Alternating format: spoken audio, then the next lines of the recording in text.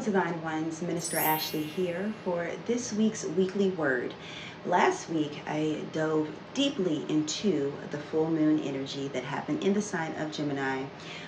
So you can check that out, as well as the ritual that went along with that on my sister channel. But let's get into this message here. I have been hearing manna from heaven. What is manna? Manna is substance. There is an alchemy reference to what manna is, but I feel like I should save that more so for another discussion. However, I am free to what the Divine Spirit has for me to deliver to the collective, okay? So give me a second just to see where I shall start. So for some people, for some chosen ones, you have been in a drought, you have been in the desert, you have been in a land of destitute. And the Divine Spirit is bringing you out of that. So let's back up and go to Moses, go to the children of Israel. And they were in the desert for 40 years, so 40 is a number for purification and consecration. So you were set apart for, it could have been 40 days, it could have been 40 weeks, it could have been, it doesn't really matter about the number, but it matters more so about symbolically you were in a reservoir or a reservation. And the reservation was because you were reserved for a specific purpose. In order for you to obtain the blessings that are attached to this specific purpose, you had to be consecrated. You could not be distracted. And the distraction came from, which are now the blessings that you are, I hear, bestowing upon, or bestowing or receiving, that God is bestowing upon you. If you had to receive those blessings before you went through this season of consecration, before you went through this season of destitute, then you would have squandered your blessing. Think about the prodigal son. That story has many meanings to it. I paused because I wanted to make sure that I was saying the right thing. Okay, so in this instance, I'm not going to dive deep into this story. I'm just going with the flow of the Holy Spirit, okay? So in this instance, the prodigal son received his inheritance, okay? He wasn't prepped for receiving the inheritance, because if he was properly prepped for receiving this blessing, this anointing, this opportunity, he would have known how to properly invest. So I did not say spend. I did not say to go and use. I said invest. So an investment is a well-calculated decision. So the investment, when you make an investment, you are looking for a return on that investment. The difference between spending and investing is this. Spending, you're frivolously giving a resource, your energy, your attention and intention to an outside party in hopes of getting something in return. And that return may be frivolous. An investment is an intention to receive what you have invested, or either double, triple, tenfold, etc. So the prodigal son went and spent his investment. Yeah, he had a good time. He had some friends for a period of time, but he did not receive anything on that, anything in return for what he spent, besides just the good time.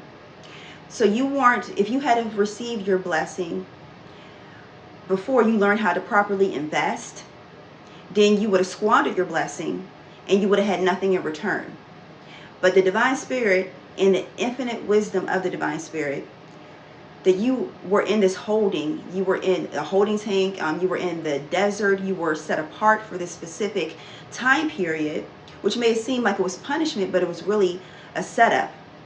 And that setup is so that the Divine Spirit could have trained you properly to know how to invest, when and how, where to invest properly, so you can receive a return on your investment. Some may be double-fold, triple-fold, tenfold, 100, 1,000-fold. For the tears I hear, the time, the energy, the sacrifices that you made, that you are receiving that return on investment. You used to be one that spent, overspending, spent your time, your resources frivolously, not to receive the love, the appreciation, and the blessings in return for which you put out. But through this holding period, through this period of going through the desert, the Divine Spirit trains you to be appreciative. And appreciation, I feel like for some, this could be money, finances that are coming to you. This could be finances and relationship. It could be a myriad of things that are coming to you. But what the Divine Spirit is saying, though, to really hone it in, is that when you receive what is due to you, you know how to multiply it. You're not just going to squander. Now, going back to my previous point, thank you, Holy Spirit, because like I started to run off somewhere else. Okay, so the point is, one of the many points, not to be bitter, but to be grateful, because if you had to, because you were in the spirit, keep on, I have to bring it back around, okay, because you were in the spirit of overgiving. You were in the spirit of, if I give you this, you will give me love and appreciation in return. If I sacrifice, if I overgive, then surely you will invest in me because I'm worthy. But that doesn't make you worthy. What makes you worthy is, going back to the analogy of investing. A good investor is going to look for an investment that will return at least the profits that they have invested in. But what is coming to you is that you already have been in the season of investing. So what is coming to you, the reaping of the harvest, is going to be 10, double, for some double-fold, be gracious for that, 10-fold, 1,000-fold, 100-fold, etc. Because you knew exactly when and how to invest. And the appreciation in the terms of investing is when you invest, say you invest $10 and it appreciates over time. That means that it has built an interest. In trust, God was able to entrust you with this blessing, with this seed. And it appreciated over time because you poured your time and energy and affection into that seed. You were a faithful farmer. So now the Divine Spirit is pouring out onto you. This is strongly connected to that prophetic dream that I had, that I told you guys about in this full moon download, prophetic channeling. You had that opportunity. You didn't squander that opportunity. You weren't like the prodigal son. And another lesson in the prodigal son story is that when the prodigal son that squandered his blessing came back, the father wasn't upset. The father was appreciative and bestowed blessings upon that prodigal son. For some, you may have squandered. You may have went astray from your divine calling, but God is still, when you come back, God, your loved ones are still going to bestow blessings and appreciation upon you. For those that may have stayed in the belly of the beast or in these hardships and stayed faithful, don't be jealous, don't be envious of those that may have not sacrificed as much as you did or much as you felt that you had sacrificed, because God still provided for you, and you will be blessed for projecting blessings onto others. I feel like some people may want to compare themselves to other people.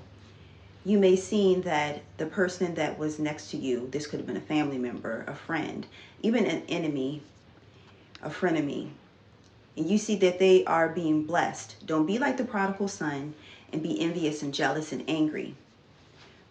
Pray blessings upon them, because you will reap even more of a harvest for doing so, because your heart is pure and clean. Now, if a person is meant to be, let me back up, okay? So God will dele out punishment or condemnation according to the way how it's supposed to happen. Sometimes we may look at someone that gets a slap on the wrist as that's not a big enough punishment for what they did. But we're looking at it from a human standpoint. We do not know how hard that slap on the wrist may have been towards that person and their consciousness, their heart, their life. And if we had received the same slap on the wrist, as that other person probably wouldn't have been as detrimental to us as it was to them. And we're judging things according to our standards when God knows the heart. Another point is that it keeps us in the clear to be able to receive. If I'm so angry at what someone else is receiving, I don't have the opportunity and I don't have the lens, the senses to know what God is giving to me, what God is pouring into me, because I'm so busy looking at them. I'm so busy looking at another person that I'm not able to fully receive the blessings that God is bestowing upon me, that God is pouring out onto me. Now, with the manna from heaven, the provisions, now some people, I feel like some people may have been bitter for going through the desert, like the children of Israel, fussing and complaining. But God still provided. Although they were the ones that were disobedient, take this to your personal situation. God may have shown you something, told you something to do or not to do, but for as small that you may have thought it was, it could have been detrimental to your overall blessing. It could have been detrimental to the overall framework of what God is playing out in your life, as well as other people's lives that work in tandem. Okay? So that sort of kind of threw a wrench in the overall plan. So therefore, things had to adjust and shift because of your disobedience. And I hear your disgrace. Okay? And I'm not talking about from human standpoint. We look at things on one dimension, but God looks on multi-dimensions, okay? And so when you were going through these crucibles, when you were going through your desert, that God still provided nourishment for you to make it to the promised land. And this is right where we are at. We are at the thresholds of the promised land. We are 1, 2, 3, up to 10 more steps for some, I hear 10 more steps before you cross the threshold of, okay, gosh, the messages keep coming, okay? That's why I had to pause, because they keep coming, of the promised land. Okay, so I heard Jericho, the walls of Jericho. So for some, the frequency of the proportion, let me back up. The proportion of your praise is according to the frequency of your praise. So remember that emotions, the emotional chart, it's a literal frequency chart. I will try to remember to put it somewhere up here or somewhere on the screen, okay? So the proportion of your praise will determine how close and how soon you cross that threshold, how soon you cross into the promised land. Because remember the walls of Jericho, as the priests, and then I know for sure it was the priest that led the way, okay? And then the people followed behind. And as they praised, the more that they praised, the more that the walls started to shake and they crumbled. So those walls of represents the stagnancy within us, and it represents the hindrances, the blockages that keeps us from breaking through to the other side, to that promised land. So the more that we adapt to adopt the mind frame of higher frequency, the energy emotion of praise, of praising over the circumstance, that's how you break the sound barrier. That's how you break through, okay? So maybe having a praise party, or, doing something that makes you feel really good and appreciative, that is that's tied directly to your blessings that you are about to obtain, could break through those stubborn walls of Jericho to give you the victory. Give me a second, because it's coming back around, because it was like 10 messages that was like, bow, bow, bow, bow, bow. Okay, so the walls of Jericho, your frequency will carry you through from the desert and desolation into your promised land. But when you get to that promised land, do not forget to share your testimony. So the test that you went through, you tie it all in to solidify this blessing through your testimony. So you don't have to share it publicly. Maybe a friend, or, whenever you feel that you're supposed to share, and how much you're supposed to share. Okay, that's something you got to seek the divine spirit about. Okay, so as you share your testimony, when you feel led to share your testimony, that God will tie it all in together and seal it. So a seal is like a cap that keeps the freshness in, like Tupperware. You have your favorite meal, you don't have any more room to eat the rest of it. What do? You put it inside of a container that's airtight to seal in the flavor. That's what the Divine Spirit is saying, that when you testify, you share your testimony, that it seals in the goodness of that blessing. Because as I share my testimony when I'm supposed to, then I encourage and pass along the energy, pass along the frequency, pass along the spirit of that blessing. And it doesn't mean that we have to have the same blessings or the same promises, but it gives the person the same validity that my manifestation that came true. Well, it's almost like I'm gonna give an analogy. Hold on. Okay. It gives it to them and it encourages them. Okay. So think about it like, this is not the best analogy, but the outbreak that may be contagious. If I have it and I come into a space and then the other people that's in that space catches it. But that's a bad example, like something negative, but I'm using that to illustrate how testimonies work, how praise reports work. It's contagious, okay? When I share my testimony, my praise report, it becomes contagious. You catch that same spirit, that same energy, that same vigor, that same like, yes, I know if they can do it, I can do it. And gives you that umph to continue on. And that's how the way it all works. So I'm going to pull a tarot card.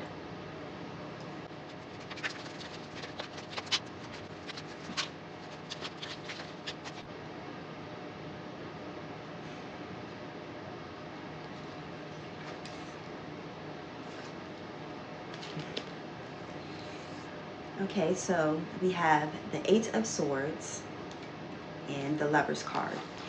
So what I feel like is going on as we are in the year of 8, there may have been a couple of shocks that happened in this year for you. And pretty much in the collective. I mean, we have a lot of change that has happened in 2024. But this is a lot of shocks that have culminated or coming to a culmination over the next couple of months, whether it have been the months previous, before December, or moving forward. But there is going to be a restitution, there is going to be a solution to whatever was bothering you in the regards to either your blessings, or this could have been a relationship, especially dealing with the lovers. But there's some type of resolution that is coming to this situation. This could have also have been, you know what, it's definitely dealing with relationships.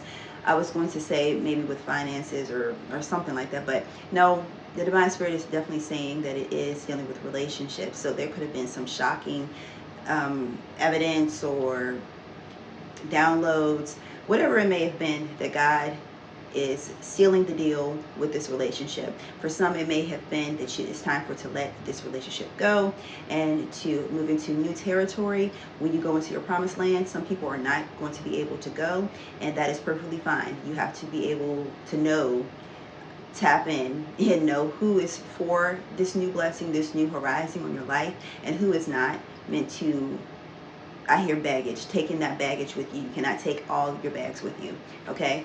And for others, this is a cause for the downsides because you are moving, and that is like literally moving.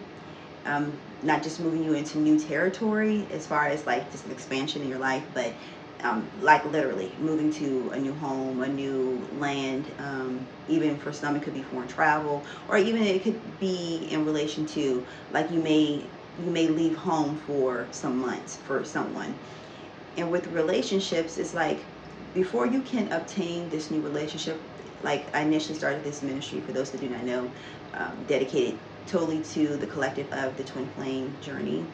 And for some, this is like you are coming into union, but before you can cross that threshold, you have to leave this baggage behind. Whatever was said, whatever was done, yes, I'm gonna get to that in a moment. Okay, so I feel like someone was saying something about, well, what about my boundaries? Or, you know, they did this, they did that. I'm gonna get to that in a moment, but I have to finish this thought. Okay, So before you can cross this threshold, you have to be able to leave that baggage behind. These swords represents memories, false ideas, and false identities, because we all have worn a mask before, not knowing who we really came here to be. This could represent institutions, habits, beliefs that are generationally passed down. But it's time to leave that baggage behind.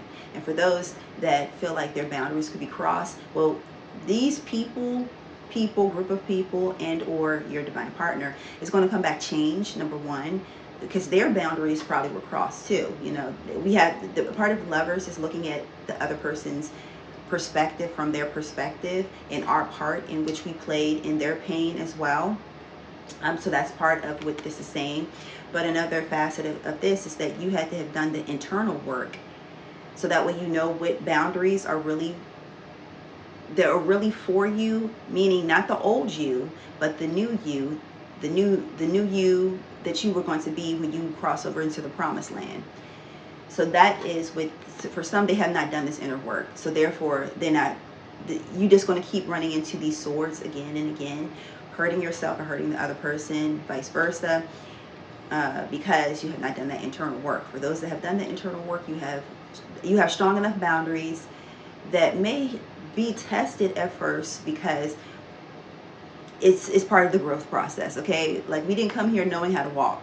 We still had to fall sometimes, and that's for both parties, or for how many other parties may be in here consisted of this coming together. So this could represent you along with your soul tribe, so it could be more than just one person, or it could also be like just your divine partner. And when you guys come together, so you may bump heads here and there, but overall, if you have done the internal work and you are living in your authenticity, then you know that when you have these boundaries, that those boundaries aren't meant to be crossed. Sometimes we got to question what our boundaries are. Are they just to protect our false ego? Or is it hand-me-down traits or boundaries, like, well, my mama taught me this, so I know that this is a boundary that I have to have. Well, we got to question everything. We have to question our old self, so that way we can walk them in our new self and walk them in this new beginning. Okay, I believe that is it. And for one thing I hear is, before we cross into the new year, that some people need to tithe. Meaning, like, they need to give something tangibly. Like, they have to literally give like an offering, like of money to an organization, because and when you do that, like, you tie an intention to it of letting go of something that is very difficult for you to let go of, and by you tithing, it helps to change that circumstance within your mind. The Eight of Swords. Swords are the mental state and the air, pretty much, your mental and your language. So it will help you to transmute the way how you think, and your mind and heart are attached to your tongue. So and then what you say out your mouth, because remember, our words help to build our reality, help to, I also hear, solve problems.